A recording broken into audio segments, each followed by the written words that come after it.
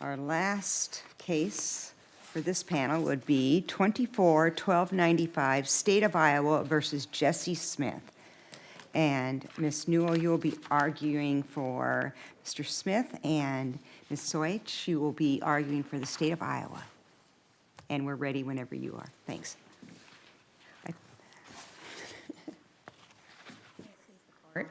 Counsel. My name is Ella Newell, and I represent Jesse Smith in his appellate matters. Mr. Smith asks that you vacate the judgment of the lower court and remand the proceedings for dismissal. In the alternative, Mr. Smith asks that you remand his case for a new trial. In order to sustain a conviction for sexual abuse in the third degree, the state was required to prove Ms. Sepulveda was alive at the time the sexual act began, and the state failed to do so. This argument is preserved for appellate review. I felt like this was just about the weirdest case I'd seen, because basically what you're arguing, the evidence that's in the record came directly from the defendant himself. Yes. All of the evidence with regard to whether she was alive at the time of the crime came from the defendant himself.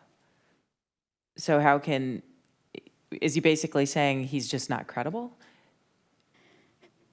His statements were corroborated in significant part by Dr. Klein's testimony. So when Dr. Klein was explaining what happens when an overdose occurs, he went through the process of describing how fentanyl depresses the drive to breathe and what that would look like, and some of the noises that would be made, what someone would sound like, and other possible things that could happen, like a blood pressure drop or a potential coma.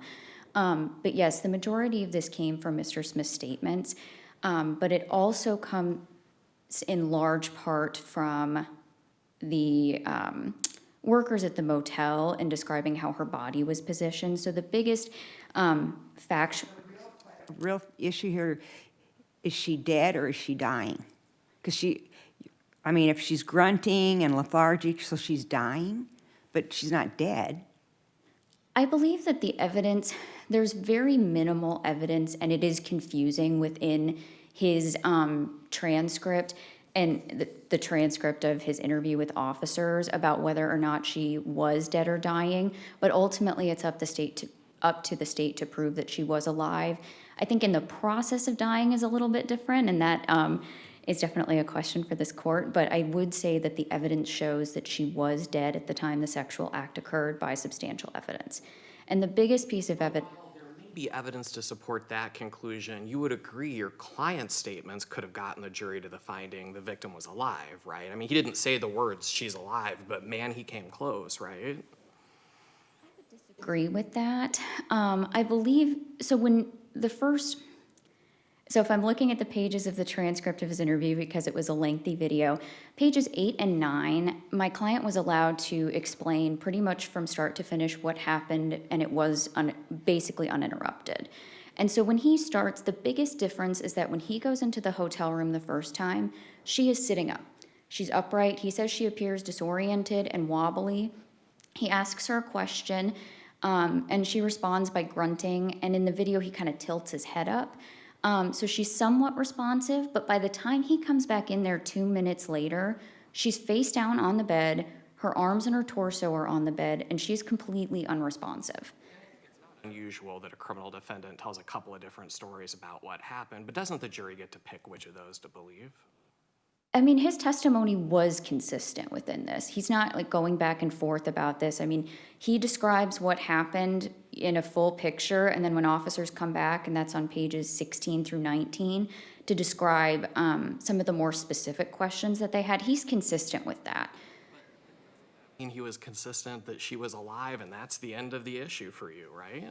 I don't think that he ever said that she was alive or that she was dead, but the officers, the impression that they got, and they testified to this at trial, was that she was completely unresponsive the second time she went in there. And she says she's disoriented, she's grunting. I mean, dead people don't do that. But that was the first time. And so there's a very clear distinction. He's in there the first time in that room for about 18 seconds. There's a 2-minute break. And within those 2 minutes, she goes from, again, sitting upright to being face down on this bed, completely unresponsive. He says that, she's not responding to him during the sex act like she normally does when they have sex, that there are all of these different aspects where she is completely unresponsive. She doesn't move. there's no grunting. Second time she grunted, was tired, and he assumed she was tired or possibly drunk, described as lethargic and not really awake. So could a jury assume that this guy's not going to be raping a dead person? I mean, I guess I would push back on the characterization of the factual basis, and I would encourage the court to reread pages 8 and 9. That gives a very full picture, start to finish, what he says about that. But again, those are kind of conflating the first time he enters the room and the second time, and those differences are very stark. Agree with that. The preface of the cop's question is, so then you leave and you come back. There's a little bit of back and forth, and your client responds when asked to explain that the sounds she made were almost like a grunt. A corpse doesn't grunt. I think the way that they asked that question, again, there was quite a bit of banter in between, but they follow up with a specific question about, are the two of you talking? What is that conversation like? And then he comes back to say, well, it wasn't a conversation, it was a grunt. But the impression that the officers got, that they testified to at trial, was that the second time he entered the room, she was unresponsive. And so that component to that, and you can tell that she was unresponsive because he goes in the room and she's in this position. He leaves the room approximately 9 minutes later. She's still in that position. She's found in that same position 3 hours later. And Dr. Klein was able to opine she died in that position due to the unique nature of some of her injuries, like the petechial hemorrhage, which is common if someone dies in a prone position, but it's more common when someone dies of asphyxiation. And those facts, when taken together, show that she was completely unresponsive. She was not alive at the time that sex act occurred. And Dr. Klein also testified that a fentanyl overdose can occur within minutes. And again, we have a 2-minute period from when he enters the room the first time to when he comes back in.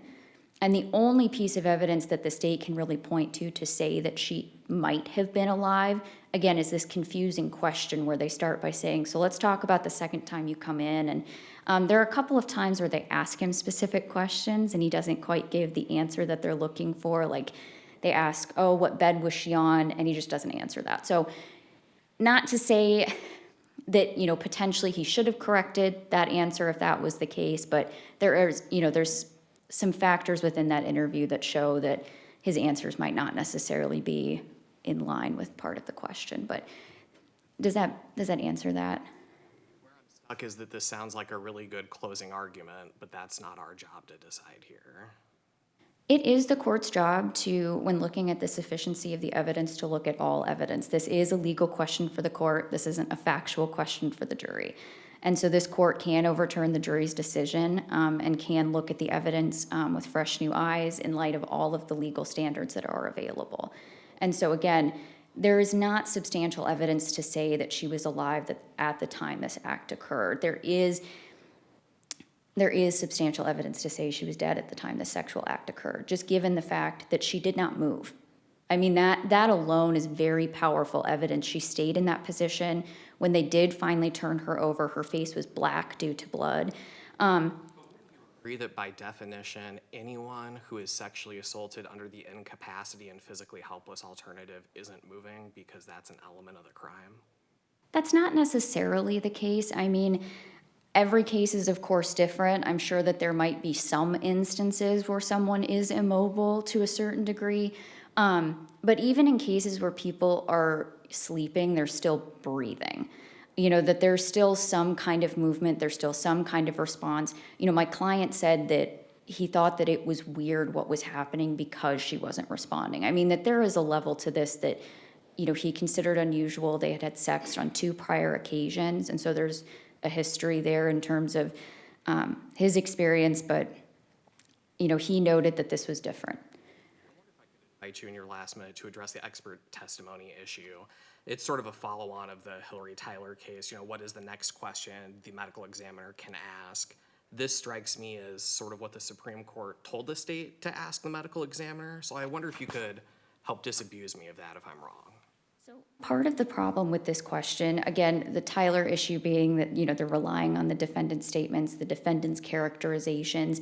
The issue in this case is that, using the specific kind of, does this show that she was I've got the question pulled up if I can look at that quick.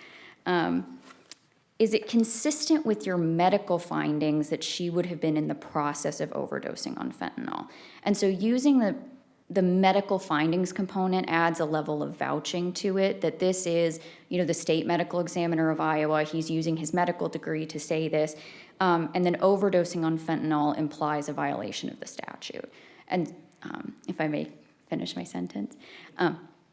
This, when taken together, shows that there is statements by the defendant, a use of a legal standard, and it directly implicates the guilt or innocence, just like the Dinkins Court of Appeals case, which goes through, those three factors. And so that is why that's an improper opinion and should have been excluded from evidence. I will be back on rebuttal. Rebuttal time, so.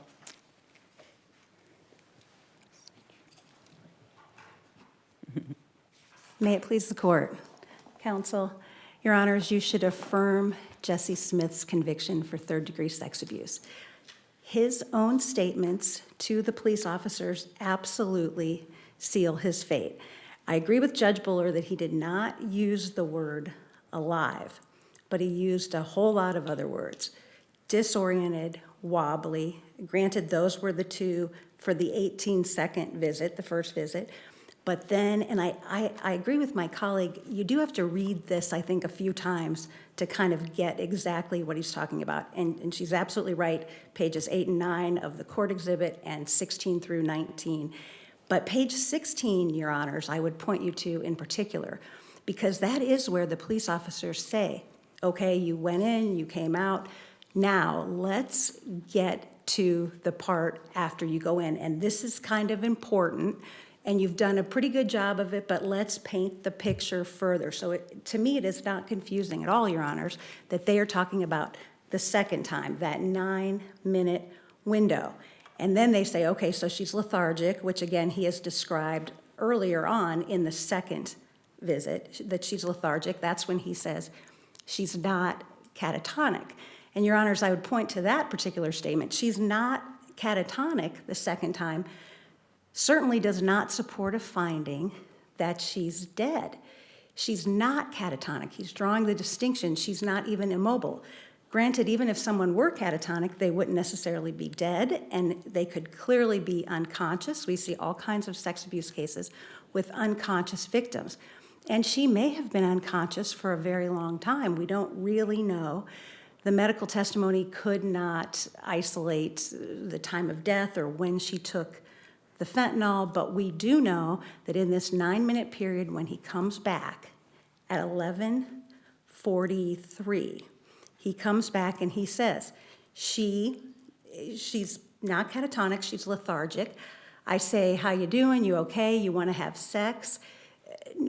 No response, really. She says, we don't have a conversation. He says, I'm sorry, we don't have a conversation. She's acting unusually, to be sure. She's acting like not how she usually responds. He says a little later on, she's not really awake. They ask, was she responsive? He says, no, not really. I don't think so. I don't think she was responsive. But again, Your Honors, at no point during this long interview with the police does he ever suggest that she is dead or that she has died or that he found her dead or that he left her dead. Indeed, on page 30 of the transcript, he says, the cops ask him, why didn't you try to help her? When you left, why didn't you call somebody and try to get some help? And he said, because I didn't think anything was wrong, until he had heard, of course, hours later from his girlfriend, the other housekeeper, that a housekeeper had been found dead. Time and time again in the interview, he expresses great surprise by that fact. He did not in any way, shape, or form, Your Honors, suggest that he was having sex with a dead person. He suggested, really by his own admissions, that she was very incapacitated. I'll grant you unresponsive, but not dead, because she's grunting, she's lethargic, she's sleepy, but she's clearly moving. I think or I shouldn't say moving, but she's clearly still alive and awake if she is sleepy and lethargic and not catatonic. So again, I think when you just look at the defendant's statements themselves, we have absolutely substantial evidence that he committed a sex act with someone while she was in the process of dying of the fentanyl overdose. That, we are looking at this in terms of the court's discretion, but why did the state feel like it had to show so many pictures of her dead body when he didn't kill her? Push back a slight bit on so many pictures because we have basically the one autopsy picture with the froth, and then we have two pictures of just sort of her legs outside of the in between the beds, and then we have the one picture of the full. I would say that the prosecutor's goal there was to just simply show the scene, the crime scene. We also have the video, which is maybe 4 minutes long, and again, it doesn't really linger on her body. I do think the pictures, of course, a picture of any body, anyone who has died is going to be upsetting, but as these pictures go, this was extremely mild, this image. She's fully dressed, she's not contorted, there are no visible injuries, and the prosecutors obviously had to show that she was incapacitated during the sex act. The ultimate incapacitation, of course, was her death from the fentanyl. So the prosecutor said, we needed to show she was dead. Even the defendant 2 days before trial, Your Honors, was arguing, let's keep the death out altogether. So this was clearly not any kind of defense that the defendant had presented at trial. The defense at trial was consent. It was consent in the defendant's opening statement. It was consent in the defendant's closing statement. He said she consented. This is in some ways an easy case, some ways a hard case. She consented. It all boils down to consent. Defense lawyers suggested maybe she took the drugs after she had sex with the defendant, willingly, consensually. So this was never really a defense. And all parties operated at all times as if she were alive when the sex act occurred. Do you touch on Dr. Klein's opinion in that question? Absolutely, Your Honor. Dr. Klein's opinion, I think, was textbook proper. Under Tyler, under Dudley, he only says, and I think he says basically this earlier on in page maybe 114, 115 of the testimony on the second volume, he talks about lethargy as sort of one of the results of a fentanyl overdose. So he's asking, or he's asked on redirect, if you have someone who is lethargic, as the defendant has said, then would that be consistent with overdosing on fentanyl? He doesn't say incapacitation in that question. He just, and I don't think those are equivalent. There is an earlier question where they ask him about incapacitation, but not specifically with regard to this case. And he says, yes, that would be sort of the ultimate incapacitation. That would be the ultimate result of a fentanyl. But this court, I think in Juergens, maybe last year, talked about the distinction between the Dudley-type arguments and the physical testimony arguments. When we have a medical examiner or a medical doctor, that those don't have quite the same sort of vouching concerns as testimony with child sex abuse victims and psychological testimony. So that's one question, I think totally proper. It wasn't as in Tyler where it was entirely based, manner and cause of death entirely based on the defendant's statements. Tyler was a very unusual case. That's not what we have here. Even if this court were to find, Your Honors, that it was improper, I would say it was certainly harmless given the strength of the evidence in this case. The evidence in this case that the defendant sexually abused the victim while she was incapacitated was overwhelming. So if the court were to find any error with regard to the first or the second issue raised or the third issue raised, we would ask that you find that any error would be harmless. Of Professor Dore's evidence book talking about this 702 issue and sort of the scope of the expert opinions, does use of the word consistent in the question that was posed to Dr. Klein take it outside the reach of the cases we've been talking about? You know, the statement is consistent with fill in the blank.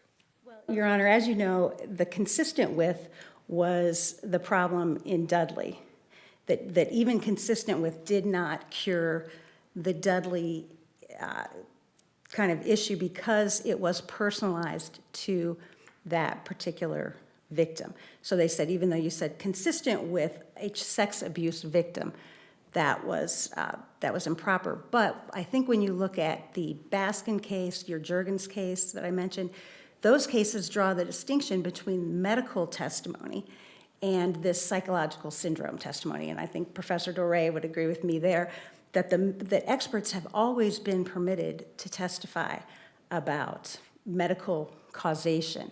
And certainly the consistent with, is lethargy consistent with someone overdosing on fentanyl? I would say, number one, not that surprising, but even if it's the proper subject of expert testimony, it's certainly not improper. It's just telling the jury this is one of the things that happens when we have the depression of breathing.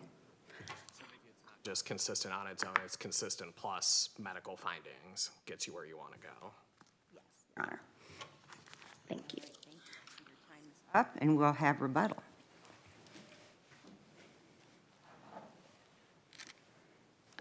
Your Honor, I think I'd like to start with the 403 evidence in this case. So specifically, I mean, if this court finds that, she needed to be alive and that was an element of the offense, these still have no relevancy to matters of consequence within the case. And so for something to be probative, they must make a matter of consequence more or less probable. And given the timing of these images, they were taken hours after her death, and they do nothing to sort of say, yes, this is, this was her state at the time that the sex act occurred or anything of that nature.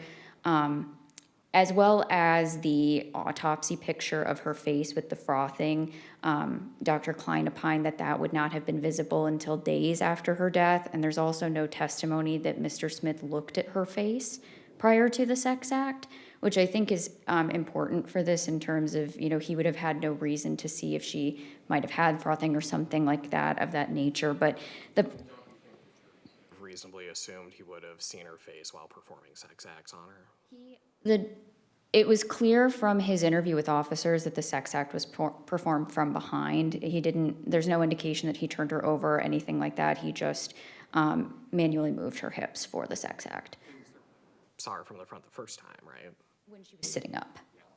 And so I think that's part of the disoriented and wobbly, but any kind of frothing or testimony about that just would not have been, he would not have seen that. That's not visible in the pictures of her in the hotel room as well.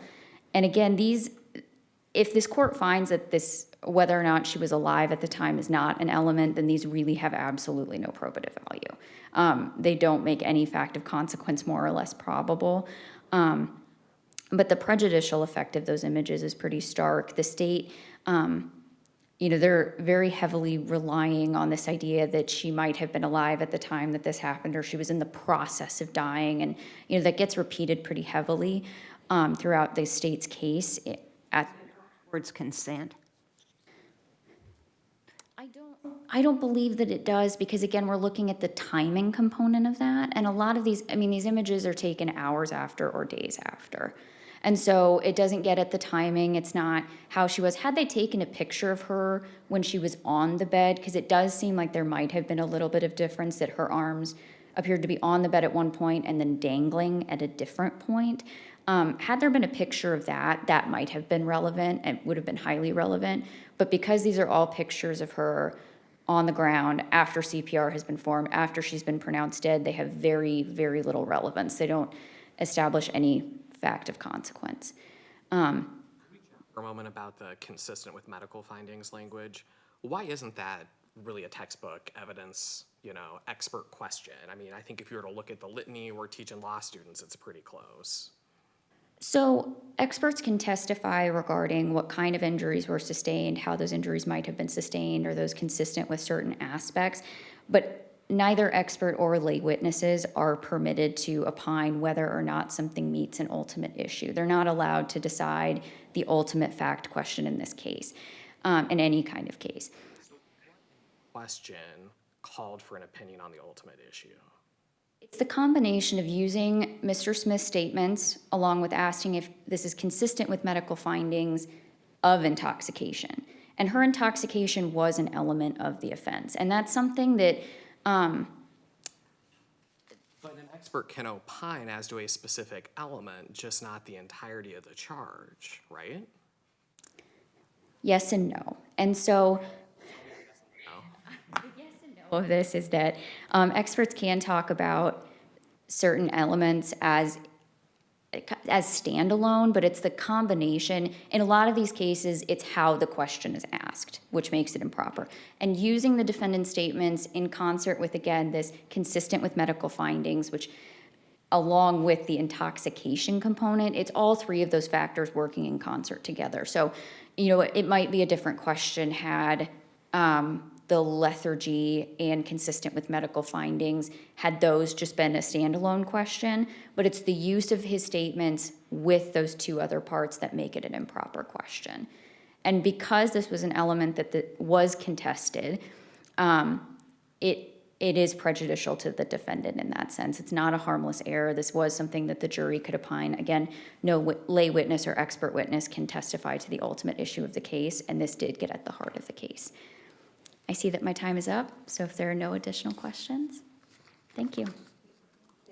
Thank you for the excellent arguments today and the briefing, and we will consider 24-1295 State versus Smith submitted, and we will get out a ruling as soon as we can with our opinions. Thank you very much.